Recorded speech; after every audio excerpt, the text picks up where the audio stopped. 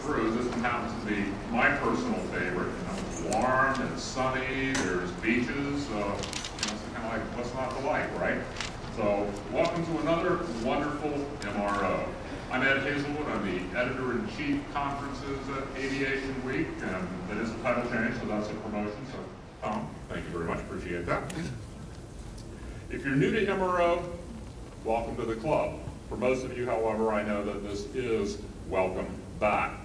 We have about 60 speakers over the next 3 days, and that's just here at MRO Commercial. There's another whole group all the way down the hall. MRO Military is meeting down there. And just about right now, there is the new Interiors Conference as well that's getting started underway.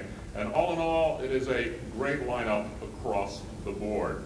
By close of business Thursday, you should have a very good list of action items to take back to your job based on many of the things that the speakers have had to tell you about and in answering your questions over the next 3 days. Now, who knows what you need to know more than anybody else? The answer is obviously you do. And that is why we go out of our way to add as much time. And the impact of a tragedy like that goes, beyond that single incident. What might the impact of that tragedy have on the move to have more foreign repair stations inspected by the FAA? The Northwest Delta merger. Anybody heard about that recently? Now, what impact is that going to have? Combining two fleets of about 550 aircraft each. What labor unrest is just over the horizon? Will it spur other consolidations? United and Continental is one rumor. Obviously, Northwest and Delta are pretty tight with Air France and KLM. So now are we setting up a Sky Team versus Star Alliance battle? Will Lufthansa react by becoming closer to United and Continental? How about One World? Will the British Airways, American Airlines merger be palatable in a new environment? What's the future of Delta Tech Ops, Lufthansa Technique, and others in a consolidating airline industry? Pretty boring environment, right? I think we've got lots to discuss, many issues. I hope we discover some solutions or at least share some lessons learned. And I checked another $9 billion to this already mushrooming fuel bill.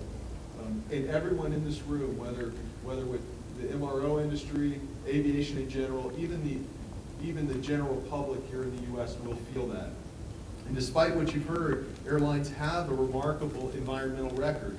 You hear otherwise, but the facts are clear. Since 1978, U.S. passenger cargo airlines have improved their fuel efficiency by 103%.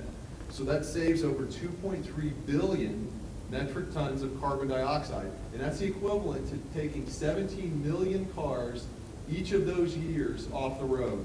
No other industry can cite such an environmental accomplishment, and not by a long shot. And we're not resting on our laurels. We don't do it when it comes to safety. We told the Senate committee last week that we don't rest on our laurels when we come to safety, talking about this, the maintenance issues that have surfaced. We certainly don't do it when it comes to environmental issues. And so airlines, in fact, are doing more. And ATA airline member CEOs have committed to an additional 30% improvement in fuel efficiency by 2025, and a redoubling of our efforts through the Commercial Aviation Alternative Fuels Initiative, or CAFI, which will develop commercially viable, environmentally friendly alternative fuels. In addition, we'll continue to push.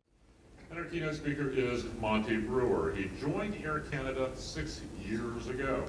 He was executive vice president, and he led the carrier's implementation of its new business model back in those days. Prior to that, he was at United Airlines. One of the key things that Monty did at United was serve as a key negotiator in the founding of the Star Alliance. He was named CEO of Air Canada in December of 2004. So to hear what's going on north of the border, please welcome Monty Brewer. Monty, thank you.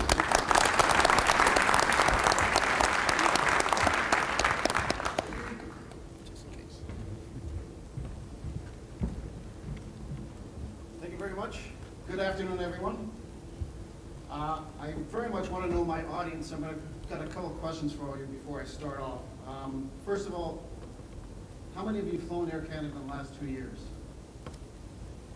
Wow, more than I thought. That's good.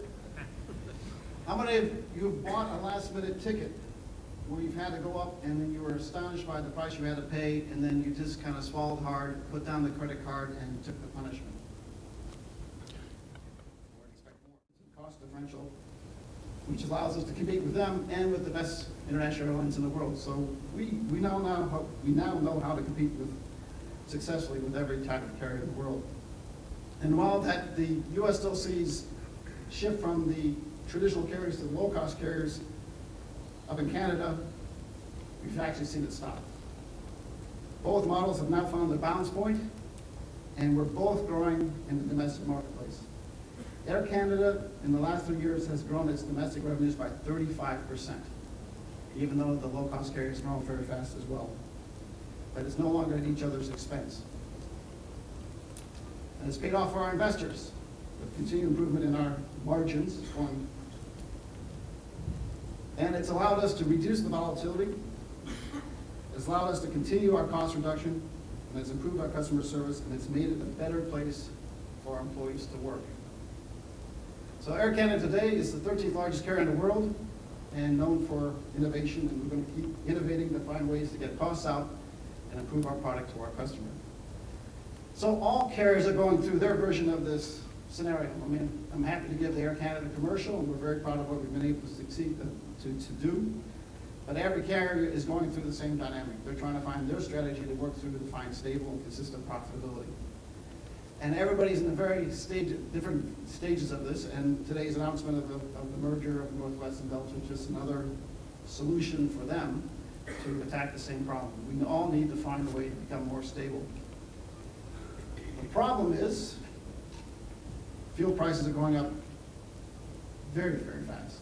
That's all I worry about. That's all I look at. Fuel. I watch it every 5 minutes. It doesn't really help. It's going up. It's going to stay up. It's going to force a lot of change, and it's going to make us all need to